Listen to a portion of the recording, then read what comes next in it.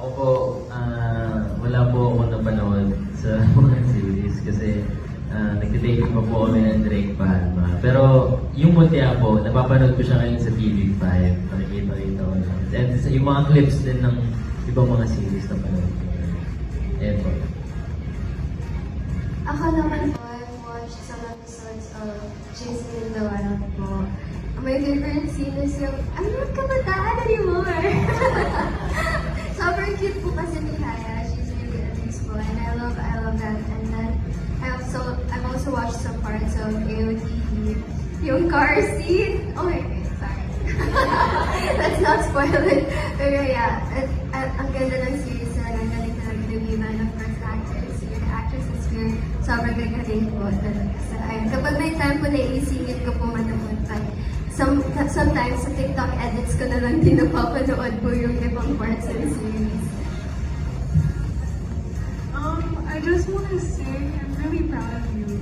Like, because right now I'm thinking about when we did cheerleading. And us, we had like 5 days to learn it to become flyers. So, you only had like, I don't know, like 2 days? Yeah. 3 days? She picked up so fast. Oh. And I'm so proud of you because you were doing so beautifully in your new show. And yeah, to be honest then, I haven't been able to watch a lot of the other shows then because I've been super focused about Genius. But I have seen a lot of different clips from all the other shows, whether on TikTok or sa Viva One, on their social medias. Recently though, I saw Yana's wedding. I will be honest, I almost started to tear up, especially as I was seeing Sam's speech. Yeah, that's it. Everyone looked so beautiful. That's all I can say. After having heard that question, parang ngayon na-realize that I actually watch a lot.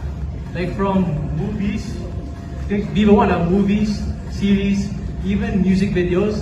Rap Gel's music video I watched recently, yung university series.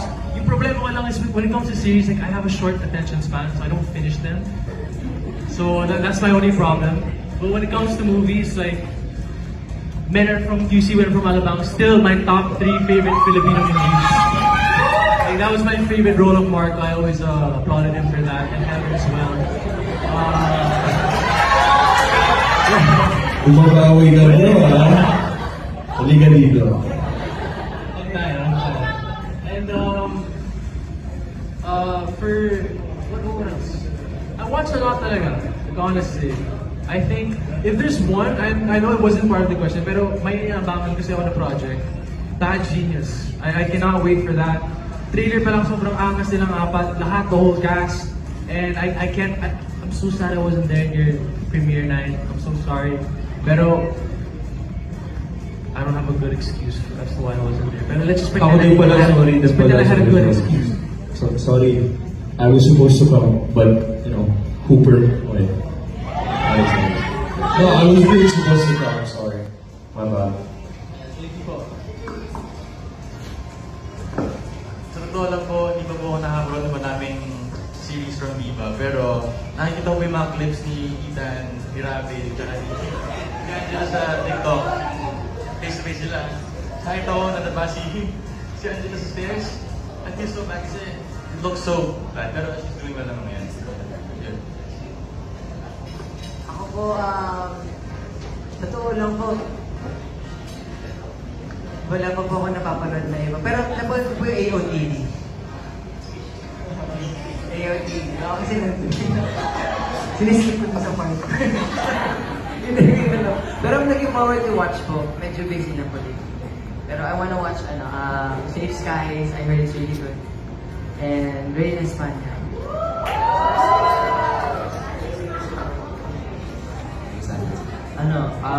I watched JC a while kasi I was a basketball player with Yellow Panthers. I used to be with tapos, I can't wait to watch us a Bad Genius. Congrats again to Haya for that. I was there last night. Sobrang ganda ng first episode. Grabe. Intro pa lang. Diyos ko.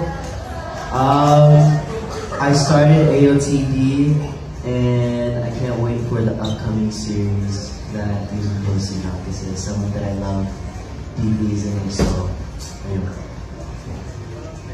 Ako naman po, I've watched some clips. Pero ang favorite ko yung kay Frost and kay Misa.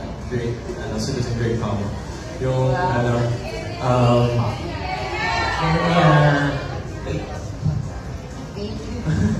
nagpapabili siya ng food. Tapos pinili niya talaga lahat. Grabe. Hindi mo favorite eksena ko? May eksena ko tingnan ko. Pero favorite ko rin naman yun, pero funny nung kay Love Frost eh. Love him, I guess. Alright, thank you so much. Next.